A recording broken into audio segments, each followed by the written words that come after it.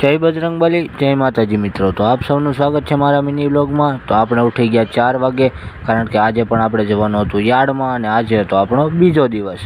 તો આપણે ઉઠીને ઘરેથી નીકળી ગયા। રસ્તામાં આવી ગયું તાપડ આશ્રમનું મંદિર, તો ત્યાં જય શ્રી રામ દર્શન કરી અને ત્યાંથી આગળ વધ્યા અને ત્યાં તો સામે દેખાઈ ગયો યાર્ડનો ગેટ। યાર્ડના ગેટમાં જઈ અને પહેલું જ કામ કરવાનું હોય હનુમાનજી મહારાજના દર્શન કરવાનું। જય બજરંગબલીનું નામ લઈ અને આપણે જવાનું હતું યાર્ડની અંદર જતાની સાથે જ તે જોયું તો ખેડૂતોની ગાડી બધી આવી ગઈ હતી અને આપણે જવાનું હતું હવે સીધું આપણા થડે, જ્યાં કણે આપણે બકાલાની હરાજી કરવાની હતી। તો મિત્રો પહેલાં તો જઈને જોયું તો પબ્લિક તો ધોમ હતું અને ખેડૂત બધા આપણા થડે આવી ગયા હતા અને જઈને પહેલું જ કામ આપણે કરવાનું હતું બકાલું બધા ખેડૂતનું લખવાનું।